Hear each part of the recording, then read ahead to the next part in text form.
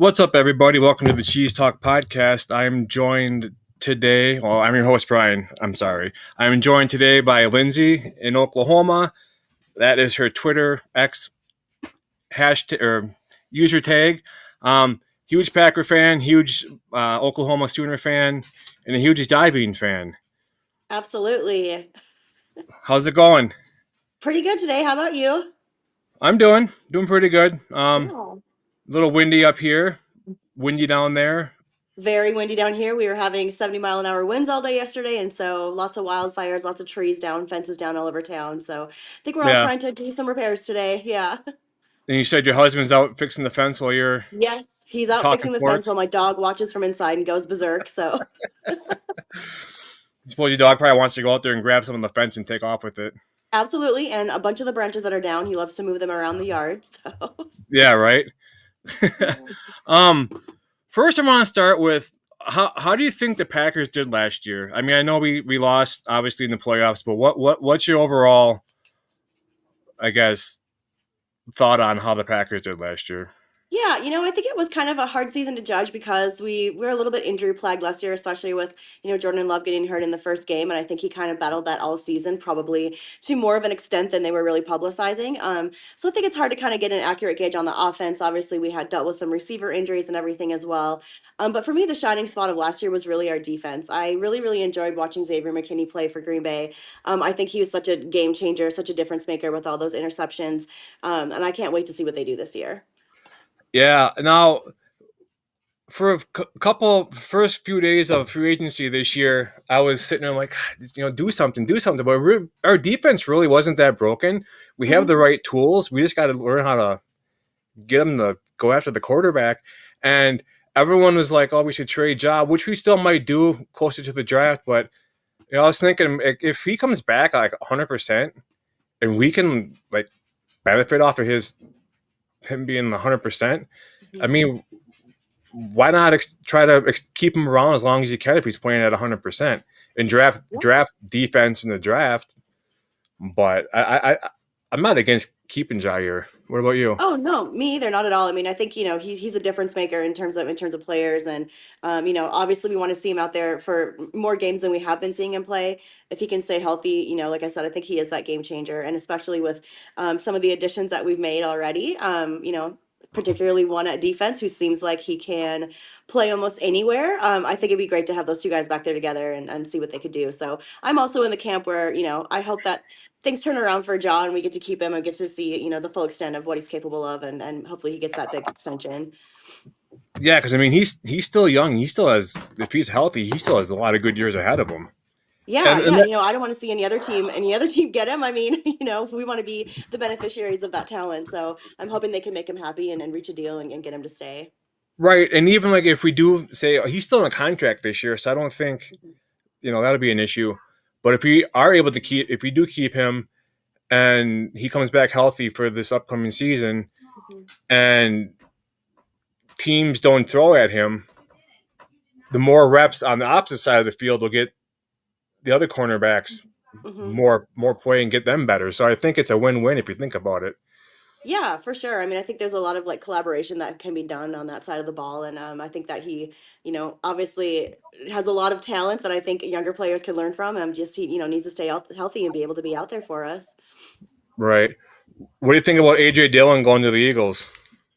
Well, first of all, my husband hates the Eagles. Obviously, he's a Cowboys fan, so no love lost there. It's sad to see someone like AJ go. I think he was so good, especially for the city of Green Bay, and his nickname, Mayor of Door County, all of that. I think it's so cool to see his involvement in the community, and I think he, has really shown some heart while being in Green Bay. Obviously, it didn't go his way last year with the injury and everything, and I don't know how long his contract is with Eagles or exactly what the details were of that signing. But I'd like to see him bounce back from that injury and have a good season, but maybe not one that impacts Green Bay directly in any way. Right. I just the thought of him and Barkley in the backfield with the quads is just crazy. Yes, yes, very crazy. I think they signed him to a 1 year contract. I can't. Okay, yeah, that's what I was But probably thinking it would be. yeah. Um, what are your thoughts? Overall thoughts? I know you talked about McKinney. What are your Mhm. thoughts on Josh Jacobs on what he proved last year? Oh my gosh, I think he proved like he could win games by himself if he needed to. I mean, I just feel like with some of the struggles we had at wide receiver, he really stepped up and made those big plays, and he showed, a lot of longevity in games. Like he would play every snap. He, was gaining yards when it didn't look like he could. He just finds a way to get his feet moving and to move that ball forward, and I think that's so great. It was a little bit unfortunate that a lot of those times when he's picking up those first downs, we dealt with a lot of penalties and bringing the ball back sort of situations. So I think maybe we need a little bit more discipline so that those, penalties aren't happening when we get those big gains. But certainly, I think he's a massive, massive part of the offense moving forward. I think he proved exactly what he can do and why Green Bay wanted to sign him. Right, and you mentioned some of the penalties that got brought back. Hopefully, bringing in this Aaron Banks from San Francisco will help. I Yeah, was absolutely. looking up. Some He more had experience back there, so young guys can learn from. Like I said, hopefully they can be a little bit more disciplined this year and not give up those big yardage plays when Jacobs is getting them for us. yeah Banks. I mean, he's only 27 years old. He's had like over 1,500 snaps, and he's only given up 2 sacks. So Yeah, so those that's are some pretty good numbers. yeah, it's a good numbers. And we lost Josh Myers. I think went. I forgot where he went, Mhm. but he signed with. Should have had this written down, but I've been crazy busy with other stuff in my life today. Yeah, um, he went to the Jets. Go of figure, right? course. Of course, But yeah. Aaron Rodgers is gone. Devontae Adams is gone. Devontae, for a while I thought maybe he can come back on a friendly deal in Green Bay. And it's like, well, if he comes back, the money he's going to want is going to hinder us from keeping maybe retaining some in-house talent that we Yeah. already have. And the cards have fallen, like Seahawks, which leaves a rookie, pretty much a rookie, JJ McCarthy in Minnesota because he was hurt all last year with his ACL or whatever. And it's Mhm. like you always see the name Aaron Rodgers lingering, like following Brett Favre's footsteps. What would you do Yeah. if Rodgers went to the Vikings? I mean, at this point, like I'm ready for this trifecta to happen, and I can't really be be surprised by it if it does. But it's obviously heartbreaking as a Packers fan and as an Aaron Rodgers fan to just see him go to enemy territory. Like we're not we don't need to repeat this whole experiment. I think we know it didn't really necessarily go that well for Brett in Minnesota. Um, uh, Regardless of what happens, I hope he gets to play if he wants to play. I just prefer it, not be there. So I don't know. I guess time will tell what ends up Yeah, happening with it. well, Brett, you remember against the Saints. Well, remember that game against the Bone just knocked the hell out of them all game long. Yes. Yeah. Yeah, and especially with Roger's age and everything, I don't know that he's got a lot more I, games where he can get knocked around like that without being injured. So we'll see what happens. But yeah, I guess I wouldn't be super surprised since we've right. been here before. But it's unfortunate. I hope that there's another option for him that's not Minnesota. Yeah. Oh my! I just noticed my name in the corner says Iowa Joe. I'm not Iowa Joe. I was gonna say, I was like, you're not Joe, but here we are. Here on, let me. Can I fix that? Yeah, just give me a second. I'm so professional here. I'm sorry. No, I was logging in thinking like, is Joe gonna be in here today? All right. Yeah. Did it change? It did, yes. Awesome. Yeah, I was gonna say, yeah, I'm not Iowa Joe. I just noticed that. Like I said, I was watching basketball all day long, and it's like to the last absolute second, had a quick popped up this link, and I didn't really do the fine details. I apologize. What are your thoughts on Devontae going to the Rams? Obviously, I think a lot of us Packers fans had that pipe dream of, Tay will come home and we'll have this great reunion and we'll watch J Love throw to him and it'll be spectacular. And, it didn't happen. So I'm happy that he is, going somewhere else where he's going to get to play. I know, he's obviously has some years left in him, and I hope it goes well for him. I wish it could have worked out for him to stay to come back and be with us, and I think a lot of fans did too. But I'm excited to see him have a good season. I think he's still capable of producing big numbers and doing well in games, and so I hope we get to see a little bit of that with his new team. Oh, especially with Matt Stafford too. Yeah, exactly. You've got experienced quarterback throwing to him. I think that's what he's used to. So hopefully it goes well. They can build a connection and sort of moving forward in his career. I don't know how long of a deal he's on. Was it 3 year? I can't remember what I think it's a the 3 year details. deal. Yeah, yeah. So I guess got some time to figure it out, and hopefully they get to work and can have a good partnership and produce some good results. Yeah, I mean, I'm just happy for him. I think he did his time in Green Bay. I don't think he Yeah, owes us anything, to be absolutely honest. not. No. You know, uh, he was. I mean, that off season where he was still with the Packers, he was building the home in Vegas. He knows what he's doing. It's like Yeah. he whatever, and he's going back home to probably finish out his career back in California where he's from. So I mean, Yeah. Yeah. it all makes sense, and I'm happy for him. Absolutely. Did you watch that Netflix series Receiver and see him on there? No, I Oh, it didn't. was pretty good. It was pretty good. I enjoyed watching it. Does he have a Taco Bell in his house? No, he does not have Taco No. Bell in his Okay. house. Okay. At The least commercial if he does, they did not show it on the show. So I guess I shouldn't say for sure, but the commercials lie then. yeah, they do. No, I'm just happy for him. He did his time. Yeah. Like I said, I don't think he owes Green Bay anything. He came in and he's professional and he didn't make noise on the way out like some other people do. And he's a Yeah. professional and like you Yeah, got to respect that. he's a great dynamic player, makes big plays, and hopefully we can see some more games and some examples of him doing that still. So, like I said, it's unfortunate that it's not with us, but I don't know that there was ever any truth to that rumor or any possibility that was going to become reality. So I'm glad he's got somewhere to be at, and look forward to watching him this season.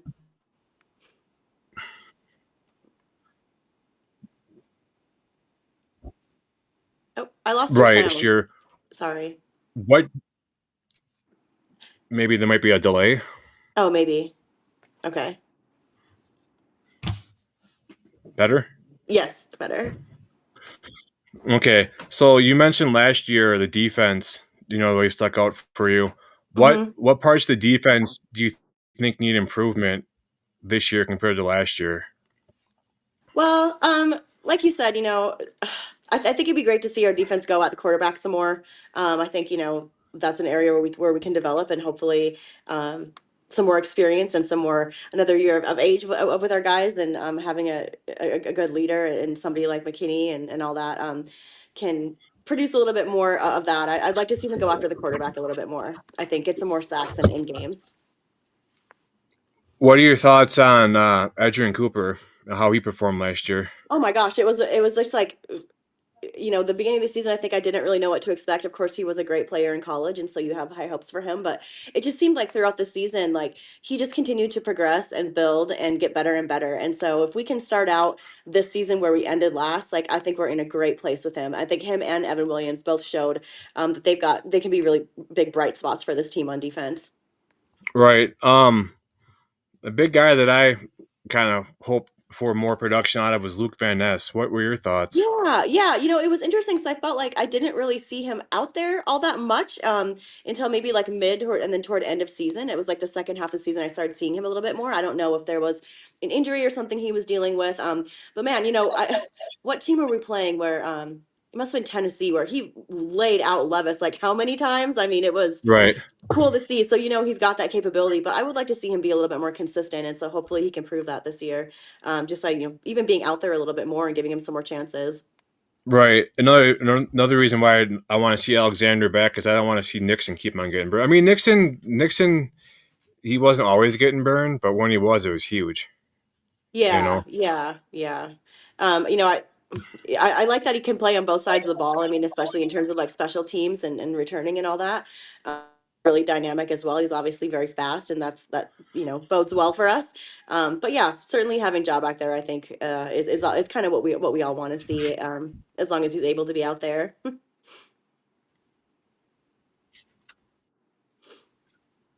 Right. Yeah. I was always a Stokes supporter. Hmm. But I mean, he's been hurt more than he's been healthy, and it's just like it was just time for him to I think move on. And then what solidified my thoughts about him was his presser with the Raiders because he went to Las Vegas, right? Hmm. So he's like, oh, Green Bay, I love Green Bay a lot, whatever.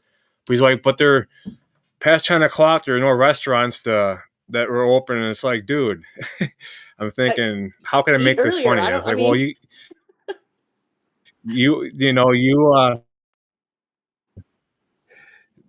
you're so busy getting cooked in Green Bay on the field that you're just mad they're not open. yeah. Be self-sufficient. What was that one? He had one really great season. What was it? At least a couple of years ago, I guess. I can't remember how long he was there, but there was His one rookie really year. great season, his rookie year, where he was making some really great plays. And then I think we are all kind of, waiting and hoping to see those flashes of greatness again. And I just think like, like you said, between the injuries, like we just didn't get to see it. So hopefully he's happier. I mean, obviously he'll have no problem finding somewhere to eat after 10 p.m. And I guess that is what was important to him. So Especially in Vegas, right? exactly. Yeah. Yep. Hopefully he doesn't, follow that trend with a lot of these Vegas players of getting in trouble at night. Yeah. Hopefully. Yeah, you mentioned Evan Williams. Do you think he makes a big step next year? I hope so. I mean, obviously this rookie year there were some places where he made a couple of errors, but I think who doesn't coming into the league, and I definitely think that there were really bright spots from him. So I'm hoping to see more. I hope that he's able to continue this upward trend of making big plays. Certainly, him back there with McKinney, both of them back there, and Edge. I think that all three of those guys together like really build up our defense, and so I'm excited to have another year watching them play together. And then of Right, course throwing Hobbs in there as well. I think will be has been should be a great addition for us.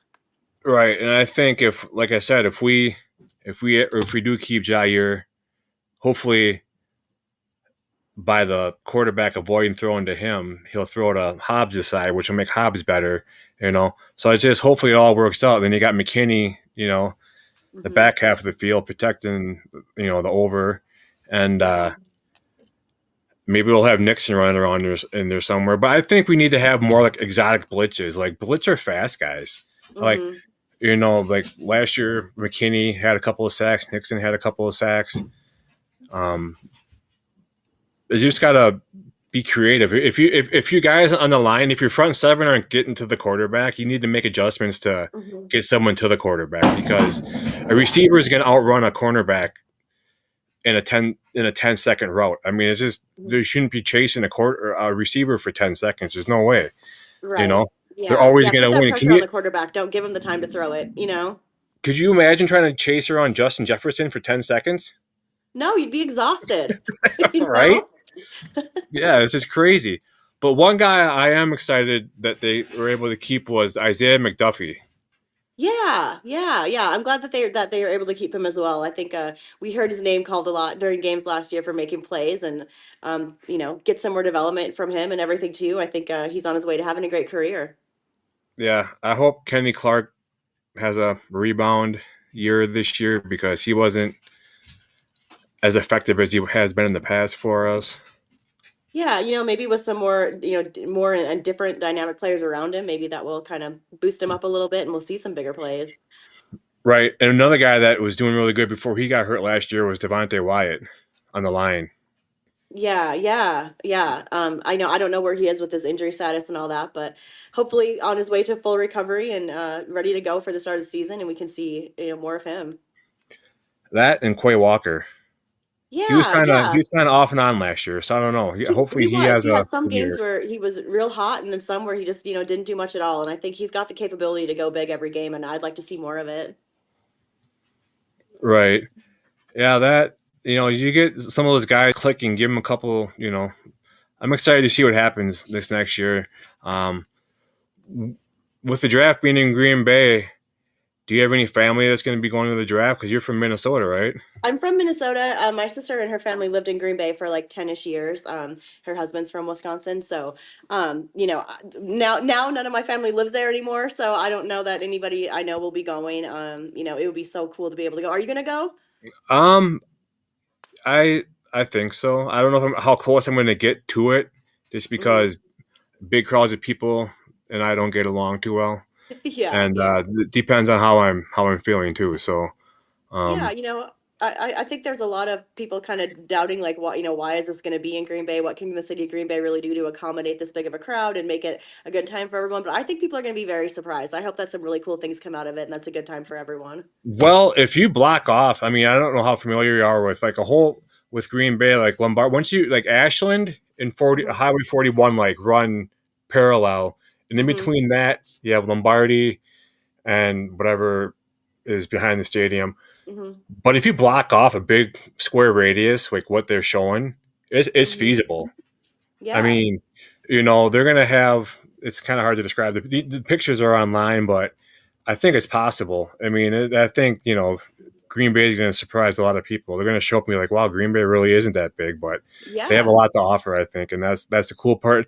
Another cool thing is going to be a lot of these like mom and pop like restaurants are going to just flooded and make good for them. They're going to make Yeah, a lot yeah, of it's money. gonna give the You know. town some exposure, give the businesses some exposure, bring in some tourism dollars. I mean, I think overall it should be really, really good for the city and certainly good for the franchise to have this experience and be hosting and everything. So hopefully we draft well. It seems like we have been doing all right with our draft picks, and so hopefully that trend continues too, and we can get some good players out of it. Having it in the hometown. So. Right.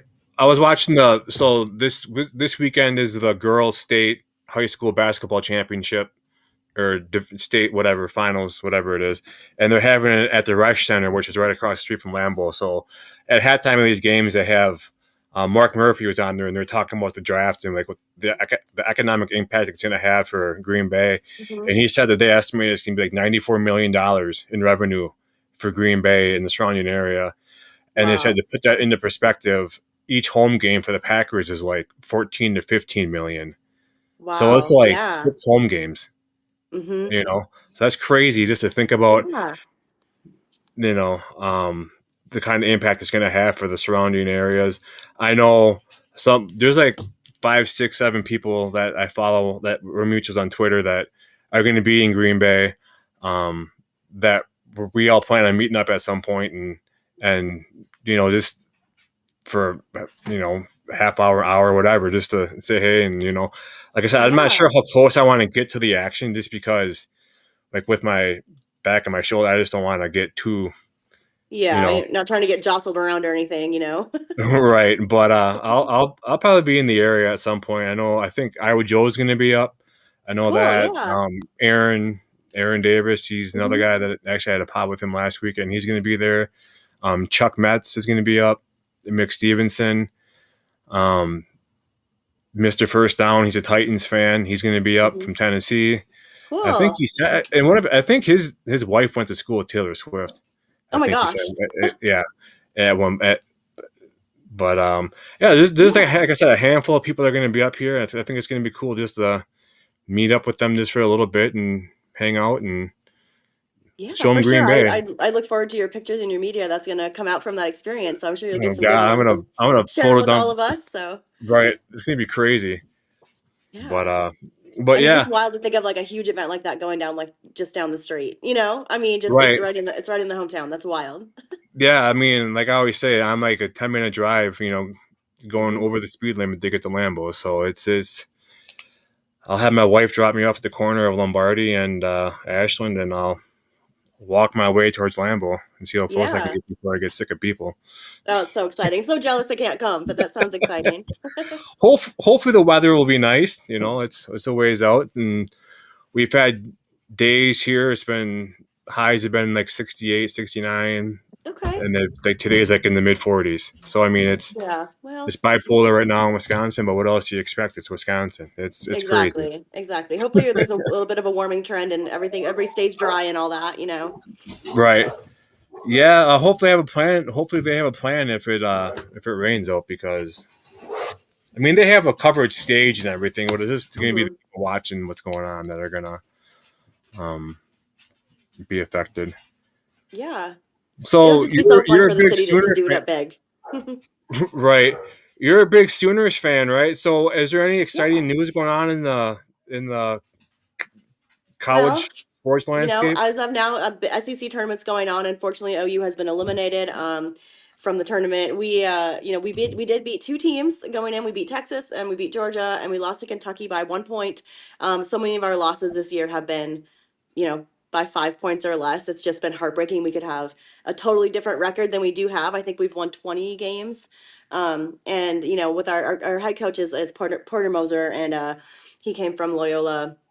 I think this is his fourth season with OU, and has yet to be into the tournament. And so, of course, we're waiting for Selection Sunday tomorrow, and so hopefully this will be the year that we'll break that barrier and get into the tournament. And I think, watching them play, just because the games are so close, I mean, this is a team that I would be nervous to meet next week if we are selected. So hopefully that goes well. Our women's team is doing really well. I'm not sure exactly where they're at in the tournament, but they're definitely they're ranked. I think they were ranked 13th last time I checked, like nationwide. So, got some momentum there. They should have no problem being in the tournament. And then, of course, football off season happening, spring ball and all that. So just gearing up for another big football season. Hopefully it goes a little bit more our way this year. We've had a couple of heartbreaking seasons where we're getting a bowl game, but we're not winning the bowl game, and we're certainly not anywhere near playoffs or anything. And when the playoff format first started for collegiate football, we were in it for 4 years in a row. And so, with the expansion of the playoff teams, you would think we'd be right there again, but we've had a little bit of regression in our offense, just trying to find the right fits and everything. And we have a new quarterback coming in. That is a transfer on our new offensive coordinator. I think they are coming from Washington State, maybe. Ben Arbuckle is the new OC, and then John Mateer is a new quarterback. And of course, they're both already on campus, and John has been out pumping up other sports at big sporting events. And so the footage I've seen of him at practice so far has looked great. So I'm excited for another football season, and I'm ready to be hurt again. Yeah, So right. Yeah, yeah, yeah. so like with the Badgers, their football team is usually really good. I think they made a mistake when they went to Phil Longo out of North Carolina as their offensive coordinator, because he was like the air raid offense, which is like just pass, and Yeah. Wisconsin's always been run heavy. So why would you go away from something that was successful to run it off? I mean, it just took away the whole identity of the Badgers, you know. Yeah, yeah. But Well, they've lost quarterbacks in the transfer portal. They've gained quarterbacks in the transfer portal. mhm. It's so hard with the college landscape to recruit now, because it's not even about like the school; it's about the money. Yeah, And yep. We that recently OU hired Jim Nagy to be our general manager. So I'm hoping that that will be a good investment and that he can get some more kind of NFL caliber people in there to help us out a little bit.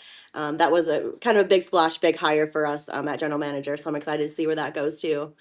I mean, and you yeah. almost have to do that in this current landscape of NIL and everything. You've got to have um, a good general manager to kind of, make sure all that's going how it should. So, So I just don't get how someone. I mean, the one funny thing is I always root for underdogs, right? So it's like you're so used to like the Alabamas and the Georgias and mhm. the Michigan, Ohio States always being so good for so long that you get coaches that it's funny to see them like trying to like justify like losing, and it's like that now teams Mhm. are doing what you guys have been doing for so long that you can't handle it. How long do you think these teams are paying these players before it actually became a thing?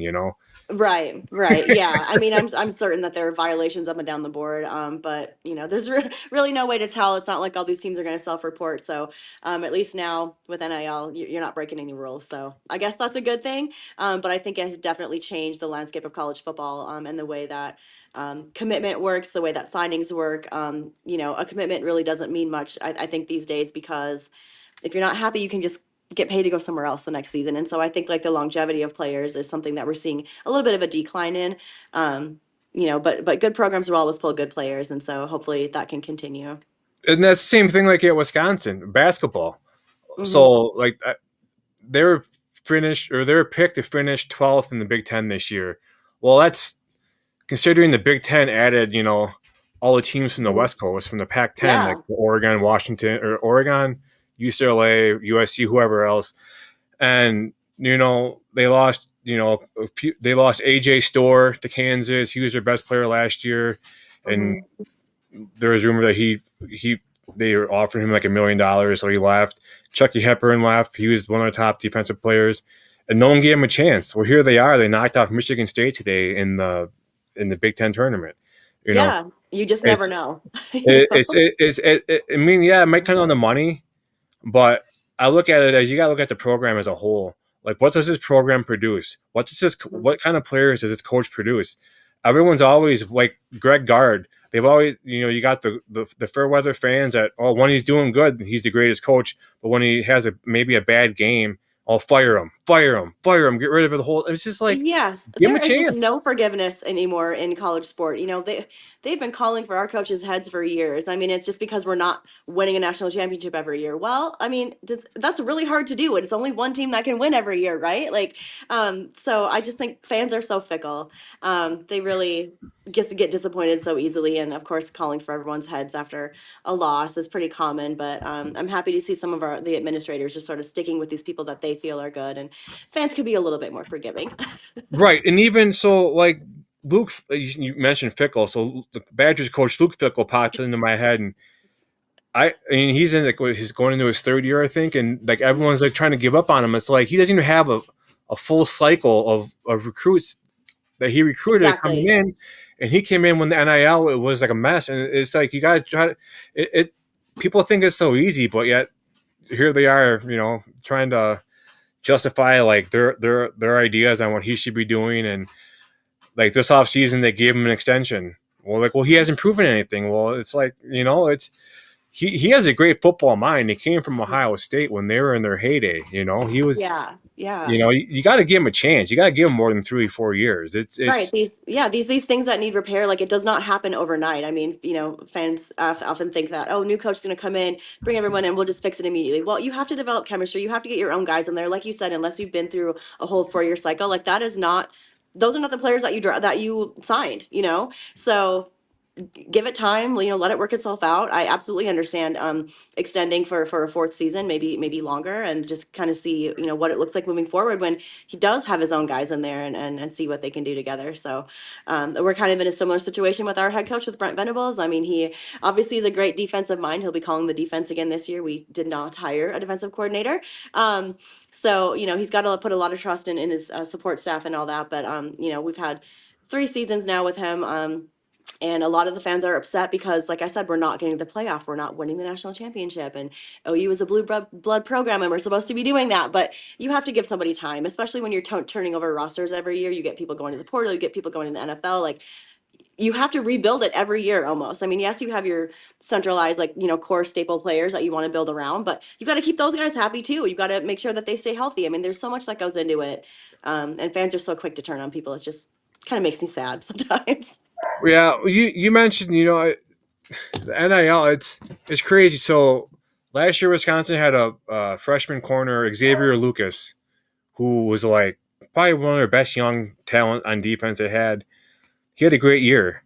In this offseason, there was rumblings that he was going to leave, and all of a sudden, this thing came out to where he was the big deal where the Wisconsin's not granting me my transfer and this and that and this and that, and I'm thinking it doesn't sound like something Wisconsin would do. There's got to be a reason behind why they're keeping him from transferring, and there in Wisconsin, comes out that Miami was tampering with him, and he signed the NIL contract for 2 years, and he was, I don't know if it was he didn't fulfill his 2 years or he didn't pay back. There's got to be some type of basic thing with this NIL transfer portal. The transfer portal should be, you should, NIL, you should have to sign a contract and live up to the contract. Mm-hmm. And if you want to get out of it, whatever years you want to avoid out of that contract, you should be held out for that year just to make these kids more loyal. I mean, Well, right. you're Yeah. gonna have a Yeah. whole generation of athletes growing up that are gonna just, I'm not happy here. I'm just gonna walk away and leave. That's not what you do. Right. You honor your That's not commitment. teaching commitment. That's not teaching responsibility. I mean, used to, if you wanted to transfer, like, you had to sit out a year, especially if it was in conference. Like, you had to sit out a year. And that's no longer a thing. I don't believe. I think they can just kind of freely go where they're wanting to go. And I don't know why the NCAA is hesitant to kind of backtrack this a little bit, and put some more regulations in place, because it is like the Wild West out there right now, in terms of NIL. Like, I don't know. I guess I would like to see, this is probably an unpopular opinion, but a little bit more regulation, I think, from NCAA. Otherwise, like, what is really separating us from the pros? Like, it's just not. I think, college sport is supposed to be different than professional sport. And at this point, it's looking like mini pro football, especially when you're having to build front offices with GMs and everything. And it's just looking more and more like mini pro. And I think a lot of times the student part of the student athlete gets left out of that equation. So Yeah, it's I would just like to see a athlete. little bit more I regulation. mean, what kind of a student athlete is it when they have pretty much a tutor doing their work for them? I mean, it's just Right. ridiculous. It's they're not even. What time do they have to even go to school? Yeah, and obviously there's eligibility requirements and you have to be passing your classes and passing so many credits per year as you progress. Exactly. So that's what they're gonna claim is driving this, oh yeah, so there are standards, but I mean, I don't know. Those bigger schools and the athletic departments, like they've got with all the money they've got tutoring centers, they've got, all these resources that smaller teams don't have. And so also one thing that sticks out in my mind too is like it's the haves and the have-nots, right, in college sport. And so if you're from a school that doesn't have a lot of NIL money, you don't have a lot of booster donations, that kind of stuff, like you're falling to the wayside, and we're seeing the stronger teams get stronger and the weaker teams get weaker. And so it's just kind of disheartening overall, in my opinion. But I was watching college game day one morning. They had Nick Saban was a panel guest host, and well, I think he was a regular on there. yeah, he is Anyway, now. Yep. anyway, like if there were one person, I shoot me for saying this. If there were one person in college football landscape or college landscape that I would want to regulate how the NIL works, it would be him because he had really good points on what should and shouldn't be done. Hmm. I think he gave up coaching just for the simple fact that he was just sick of battling the money. Hmm. You know, Yeah, um, absolutely. I think it's going to be interesting too to see Belichick at North Carolina and see what that looks like.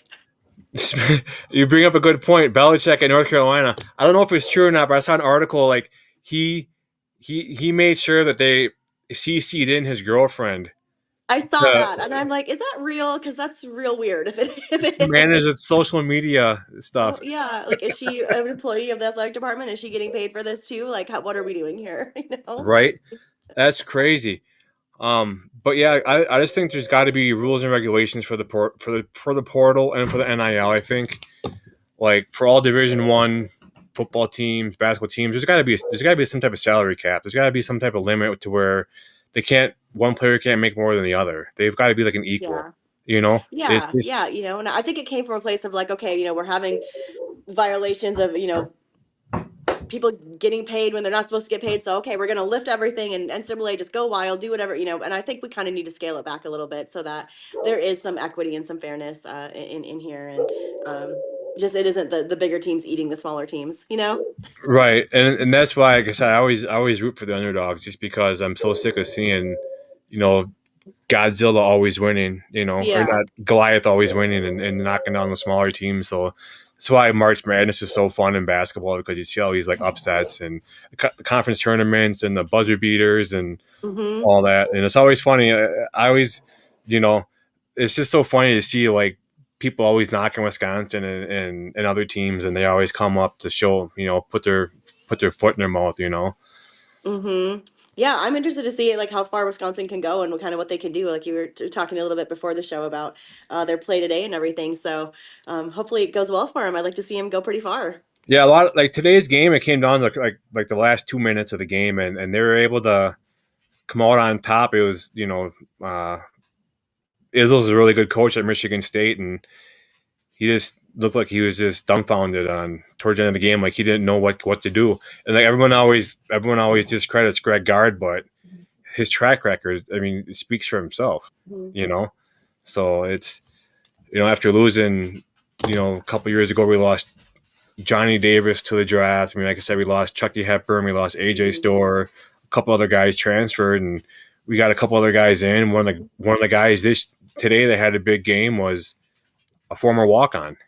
I Mhm. mean, some of these guys, you come in, and this is like what they come for. It's games like today, Yeah. and I'm so sick of seeing these guys that are like one and done, one and done. I always think of like how Tyler Harrow, now he plays for the Miami Heat, but he's from like the Milwaukee area. Hmm. Uh, he originally committed to Wisconsin, and then he flipped his commit to Kentucky. He played for a year. Now he's in the pros. But I'm almost glad he didn't come to Wisconsin because he would have came and shown us a glimpse, gotten our hopes up, and then left us. It's like I'd Yeah, rather have yeah. guys come for either like their final year of eligibility or come for a solid 2 to 3 years, and then if you're gonna go pro, go pro. I just it's sometimes it makes it hard to root for college sports sometimes because it's Yeah. changed so much. Yeah, it can. I mean, we've got a 18-year-old true freshman that's the star of our team right now, Jeremiah Fears, and I anticipate to be a one and done. And I'm thinking like, okay, you're 18 years old, like you're really gonna go into the NBA draft, and like, I feel like, would you rather stay at school and also earn money and continue to play, or do you want to go play in the G League until you're developed enough to go in the NBA? Because at this point, like those guys are going to run circles around you because they're much bigger. You're 18 years old. Like I just don't see the value in the one and done. So I didn't there used to be a rule where they had to play 2 years of college basketball before they could go to the draft, or has it always been I think there's like an age, and yeah, I think it was okay? 2 or 3 years. It's because it's so dumb because you get a lot of these guys. Even like go back to the state of Wisconsin, they had the kid named Diamond Stone who went to I think Dominican, which is outside Milwaukee. Big Mm-hmm. guy. Like Wisconsin was recruiting him, Maryland was recruiting him, Mm-hmm. and I think he couldn't get into Wisconsin because of his grades. I think he went to Okay. Maryland. He was like one and done, and he got drafted to the Sacramento Kings and disappeared. It's like, Yeah. why wouldn't you want to go to like a program and concrete your name, Yeah, and get some development, get get some some development as development? a player so you're ready to take those skills with you. At this point, I don't feel like 1 year of college ball is really preparing them. I But mean, it's not, and a lot of these kids are after the money, and then mhm, that's what it is. That's what they've grown up seeing. And mhm. I think too, I think AAU's ruined college basketball. Oh yeah. Well, I mean, you get all these Like, teams, you get these coaches that tell these kids they're so good, they're so good, they're so good, and then, it's just, I just, I've had this discussion with other people too, and they've had the same kind of thought as I had. It's just AAU is like, I don't know. I just think it's it's a funneling system. Like, I guess I can't mhm, complain really because there's a couple of kids from local that were in actually Tyler Harrell actually started an AAU team mhm. called Team Harrell that these kids from up here are on. So, but still, for every few good ones, you get the bad ones. You know what I'm Yeah, saying? And yeah, yeah. and then you get into the NBA, and then I think the play of the game gets softer because they're all buddy buddy. And I Mhm, just I could say I could go on about the NBA and how soft I think they are, and the phantom whistles. And there's a game Tyrese Halliburton from Oshkosh mhm. plays for the Pacers. A few nights ago, he had a last second 3-pointer against the Bucks. The Bucks are up by three with like 5 seconds to go. He made a 3-pointer, got a foul, but he caught the ball and took like 3.5 steps. And then they call it travel. It's like, well, what are you doing? And I just and you get like I said, like I said, you get a lot of these guys that are buddy buddies with each other. I just think it Mhm. ruins the image of the game, and then the Luka Doncic trade to the Lakers, and all of a sudden magically the ratings are going up. You can't tell Wild. me that wasn't fixed by the NBA. Right, Because they were right. It was tanking just with the their weirdest ratings. thing. Like, why would you do that? I Why would mean, Dallas do that? and their ratings in the NBA were tanking. Now all of a sudden they're going up. Well, gee, I wonder why. I remember back when Chris Paul played for the Pelicans, and the Mhm. NBA stopped a trade from him going from the Pelicans to the Lakers. What's the difference with this last trade? Yeah. It just they can't make sense of it, and it's just frustrating. Yeah. But I'm just sitting back enjoying watching the OKC Thunder. They're having obviously phenomenal season. I hope that all this momentum carries forward into postseason and we do what I think we can do. So it's been a really fun ride to watch them this season. They got to make sure they keep getting Alexander to the free throw line. Yeah, absolutely. The Bucks played good against them in the in season tournament, Yeah, they did. Yeah, yeah. but the Bucks got to be healthy, and I'm kind of shocked they got rid of Chris Middleton, but I think overall they've benefited from it. They've gotten some good Yeah. young players, and And sometimes I think that's what it takes. You don't want to see, your big players and your star players and we have to move on. But if you're getting players that you can develop and increase the longevity of your team, I think that that can be good sometimes. Not fun one for fans person, to see, of course, but right? One person that I hope stays a Buck for life is Giannis. yeah, I think I, so. I hope so too. Yeah, I think he it will seems because I like. think you can see the similarities between Milwaukee and Greece. It's like he grew up being loyal, then he got Hmm. drafted to the into the U.S. for to play for the Bucks, and they showed him loyalty, and it Hmm. shows that if you put in hard work, you get rewarded. And I think he's going to be a Buck for life. I hope he's a Buck for life.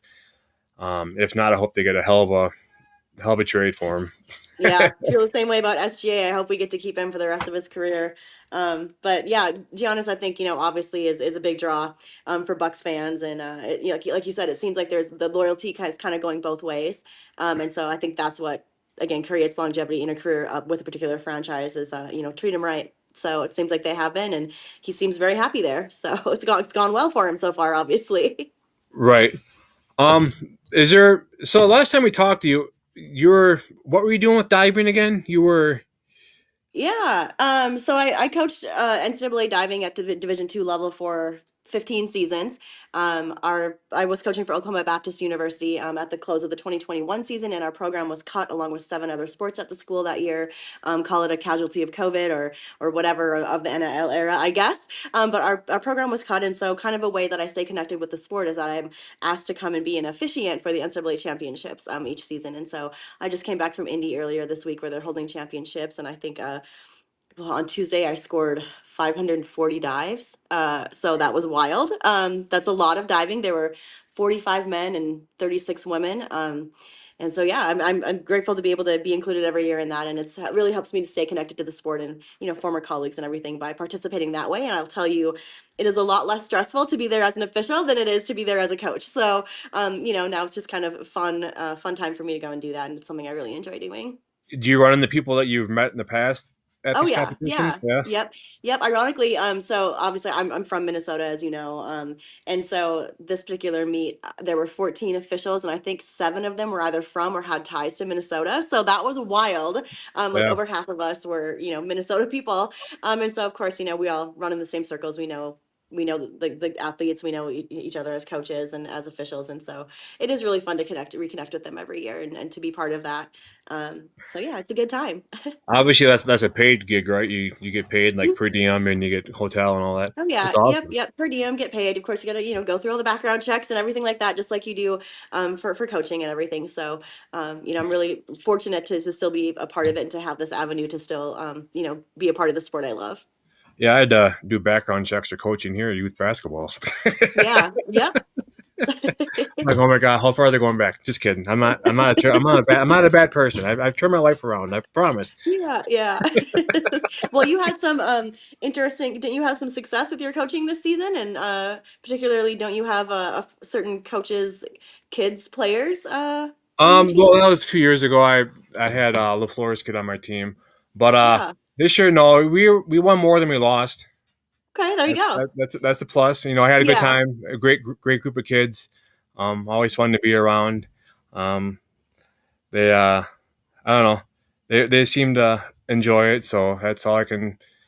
See them out there playing. They having a smile on their face, and Yeah. you know, it gets to the point like if they get upset, you just kind of gotta every once in a while you gotta throw in like a life lesson for them. And they're like, Hmm. you're not always gonna get your way in life, but you guys gotta learn to learn from your win, learn from your loss, and move on. And they seem to Yeah. get the grass pretty good. So. Yeah, it's uh, and it's so important to have coaches, good coaches like that can instill those lessons. So I'm glad you enjoy doing it. It sounds like a lot of fun. Yeah, it is a lot of fun. Yeah, it's kind of cool to coach in a program that the last 5 6 years has been pretty successful, and they've been successful in the past too. But they actually the high school team I was watching before I went on with you was Mhm. they were number one in the state in their division, and they lost to a really good team.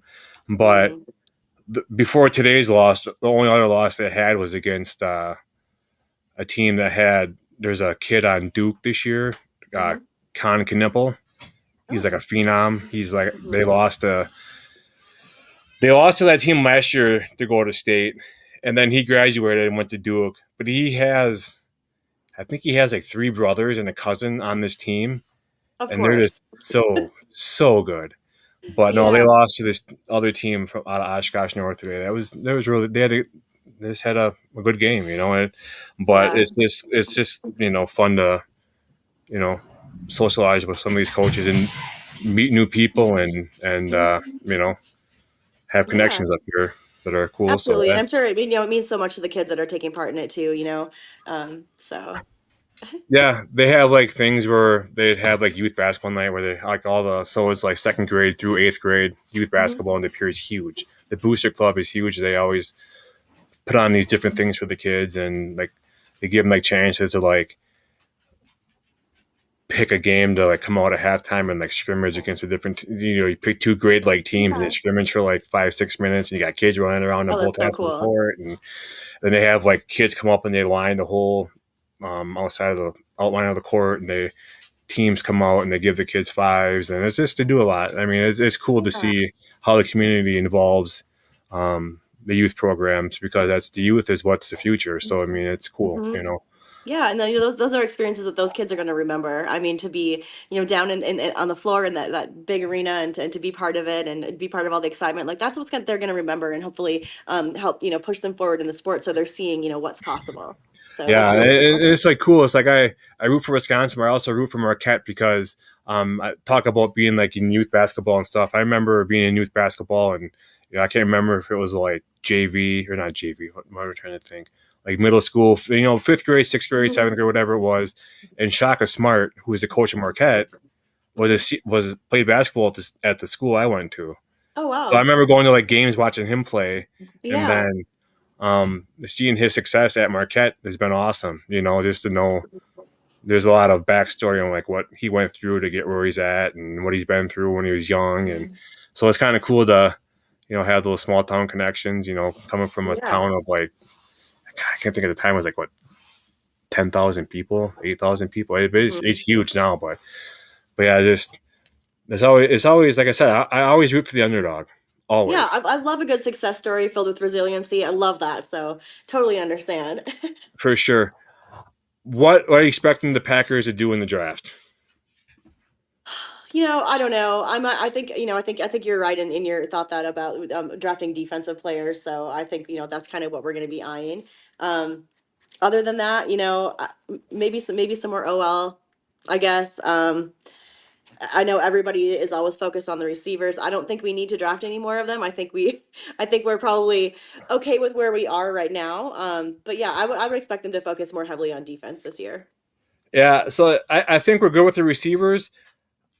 Before DK got traded to the Steelers, I was Hmm. thinking, maybe it'd be nice, maybe like a second round pick and maybe Dontavian Wicks, only Hmm. on the only on the fact that DK was signing an extension for like Hmm. 4 or 5 years, which would make it worth the trade in my eyes. But Yeah. I'm kind of glad we don't have him.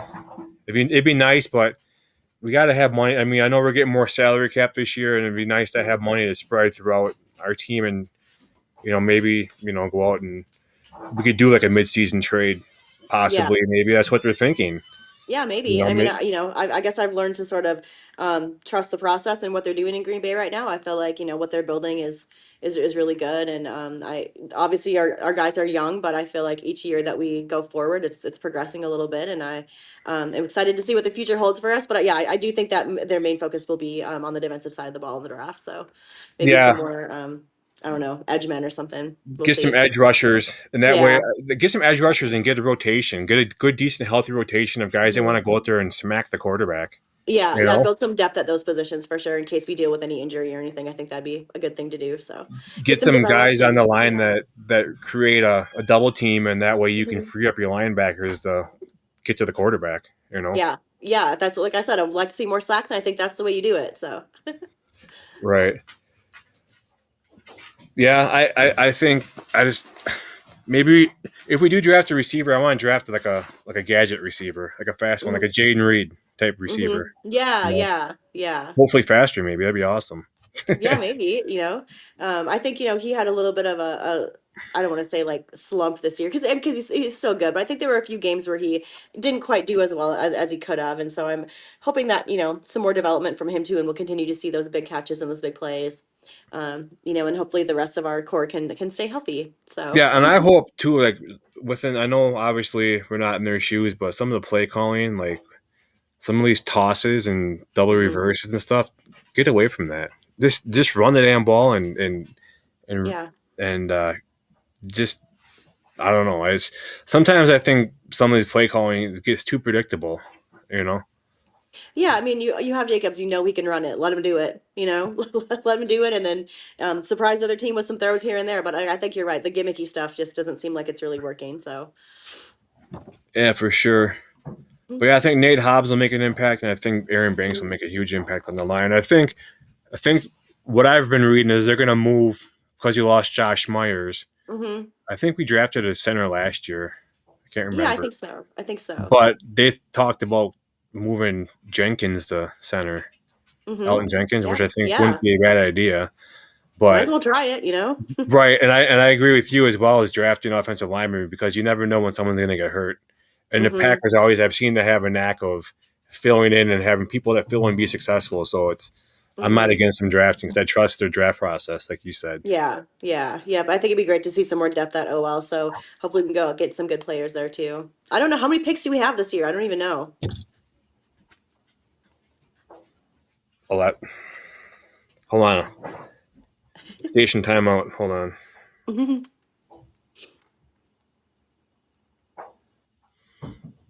I mean, they've got to have quite a few to work with. So, I mean, you should be able to do a multitude of things this year. 8 selections. Okay. Well, that's 8 chances to do something cool then. Hopefully it happens. Right? Absolutely. All right. Well, I want to thank you for being on today. I'm going to wrap up the show for today. Um, Again, thanks for being on. We'll have to get you back on after the draft and get your opinion on the draft and see what you think about yeah. it. Yeah, that'd be really fun. Again, I'm so excited to see all of your pictures and media coming out of the draft and to see, everybody that's close to Green Bay, what it looks like down there. And sad I can't be there, but yeah, thank you for having me on. It's a blast as always, and happy to come back and talk draft capital once it's over. Absolutely. Where can people find you at? They can find me at Lindsey and OK on Twitter/X. Same handle on Instagram. Awesome. And you can find me at cheesetalk_pod on Twitter. I want to give a shout out to the Open Network, Iowa Joe, Mike, Aaron, for giving me, Iowa Joe and Mike, the head of Open Network, for giving me the platform and the ability to podcast under their brand. Appreciate it. You can find them at Ohana_Packers on Twitter. And you can find them online at ohanapackers.org. There's a lot of great articles, recipes. Speaking of Joe, you got to put my game day chili recipe on there yet. And articles, you can find my YouTube stuff on there. Anything, yeah. Again, thank you for being on, Lindsey. Like I said, I'll get a hold of you after the draft and we'll get something set up to be on. Sounds great. Had a blast as always. All right. Thank you. Have a good day. You too. Thanks.